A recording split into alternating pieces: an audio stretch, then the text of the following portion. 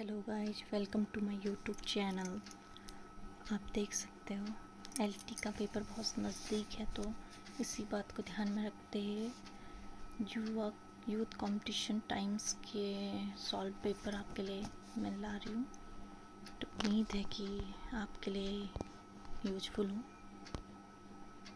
तो इतिहास का हम इसमें सॉल्व पेपर आपको दिखा रहे हैं, समझाते हैं थोड़ा। तो पहला क्वेश्चन है आपका, निम्नलिखित पशु समूहों में से कौन सा समूह मोहनजोदड़ो की पशुपति मोहर पर अंकित है। तो ज़्यादा आपका टाइम वेस्ट ना करते हुए सीधे आंसर पर जाते हैं। ऑप्शन नंबर डी इसका सही आंसर है। क्या व्याघ्र, गैंडा, भैंसा और हाथी। इसके नीचे आपको एक्सप्लेनेशन भी दिया गया है। वो क्या है देखो,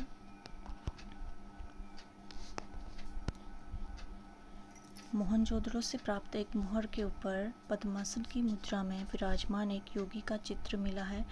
पुरुष की दाईं ओर चीता और हाथी तथा बाईं ओर भैंसा और गैंडा का चित्र भी मिला है। सिर पर एक त्रिशूल जैसा आभूषण है, इसके 3 मुख है। मार्शल ने इस देवता को रुद्र शिव से संबंधित किया है, जिसे त्रिमुख पशुपति, योगेश्वर अथवा महायोगी कहा गया है। देखो गाइस, इसमें ऐसे क्वेश्चन हैं जो बार बार एग्जाम में रिपीट हुए हैं। यूथ कंपटीशन बहुत ही पॉपुलर बुक है।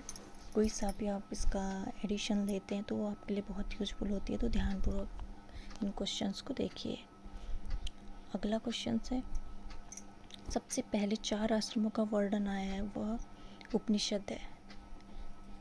कौन सा उपनिषद है जिसमें 4 आश्रमों का वर्णन आया है? वो है आपका जबालोपनिषद। ये क्या होता है जबालोपनिषद? 3 आश्रमों का सर्वप्रथम वर्णन छांदोग्य उपनिषद में तथा 4 आश्रमों का वर्णन जबालोपनिषद में मिलता है। याज्ञवल्क्य गार्गी संवाद का उल्लेख बृहदारण्यक उपनिषद में मिलता है। अगला प्रश्न है आपका, निम्नलिखित में से कौन प्रस्थानेत्री में सम्मिलित नहीं है? Option number B Bhagwat. प्रस्थानेत्री के अंतर्गत भगवान का उल्लेख नहीं है, बल्कि भगवद गीता, उपनिषद और ब्रह्मसूत्र का उल्लेख है। अगला प्रश्न है आपका, वो कौन सा ग्रंथ है जिसमें बुद्ध की कुशीनगर की अंतिम यात्रा का वर्णन है?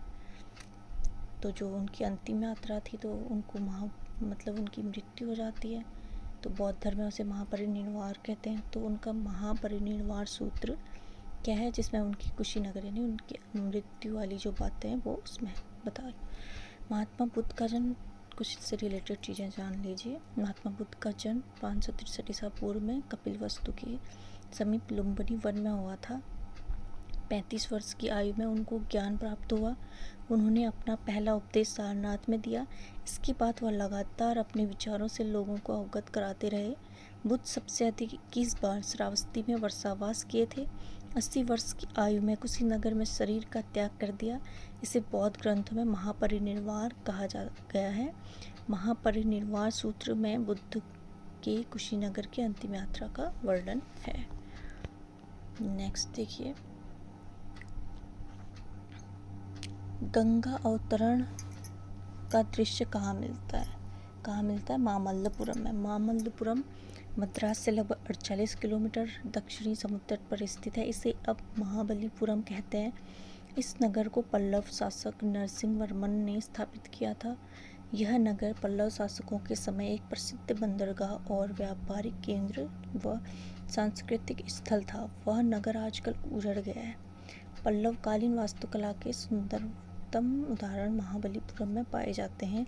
यहीं पर गंगा अवतरण का दृश्य भी चित्रित किया गया है। अगला प्रश्न है, महावीर जैन ने किस भाषा में अपना प्रवचन दिया? तो ऑप्शन नंबर डी इसका सही है, अर्धमागधी। 24वें तीर्थकर महावीर स्वामी का जन्म 599 ईसा पूर्व में वैशाली के निकट कुंडग्राम में हुआ था। 30 वर्ष की आयु में उन्होंने गृह त्याग दिया तथा 12 वर्ष तक घोर तपस्या के बाद उनको ज्ञान प्राप्त हुआ। कैवल्य प्राप्ति के पश्चात महावीर ने अपने उपदेश साधारण की भाषा में अर्धमागधी में ही दिया।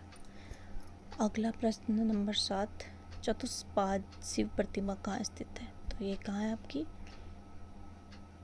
खजुराहो में। खजुराहो मंदिर समूह के लिए प्रसिद्ध है ना। 10वीं से 12वीं शताब्दी के चंदेलों के शासनकाल में इन मंदिरों का निर्माण हुआ।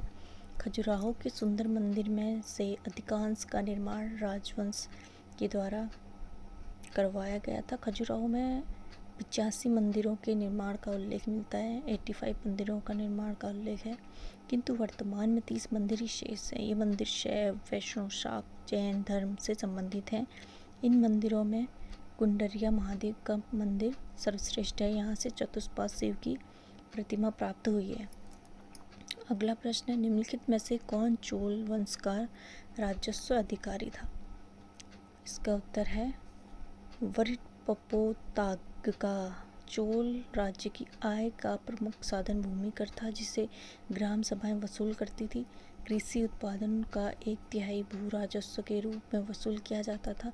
चोल सम्राट गजराज तथा कुलोत्तुंग ने भूमि की नाप करवाई। उपज के अनुसार भूमि को कुल 12 कोटियों में विभाजित किए जाने का विवरण चोल अभिलेखों से प्राप्त हुए हैं। राजस्व विभाग के प्रमुख अधिकारी वारिटपपोतागका कहलाते थे। ठीक है गाइस, आइए नेक्स्ट क्वेश्चन हम देखते हैं। तमिल कवियों के तीसरे संगम पीठ कहाँ थे?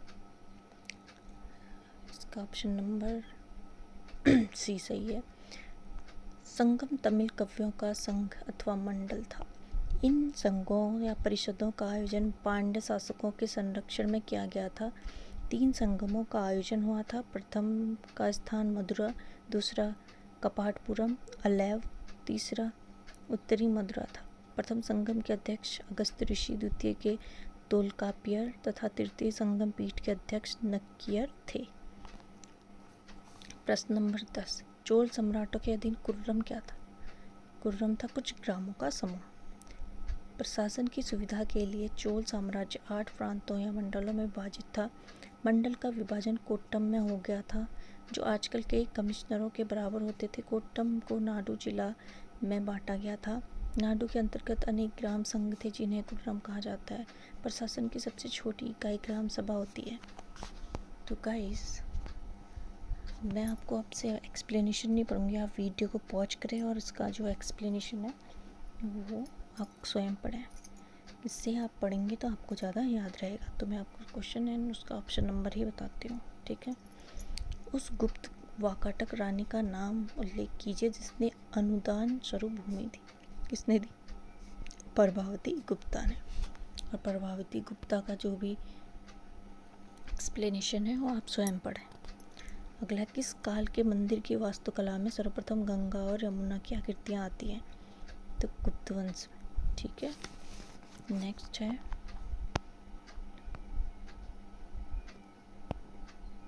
नेक्स्ट क्वेश्चन है, निम्नांकित किस स्थल पर स्थित स्तूप अवशेषों से अशोक की पाषाण पर उद्धित प्रतिमा उसके नाम के साथ प्राप्त हुई? तो कहाँ है?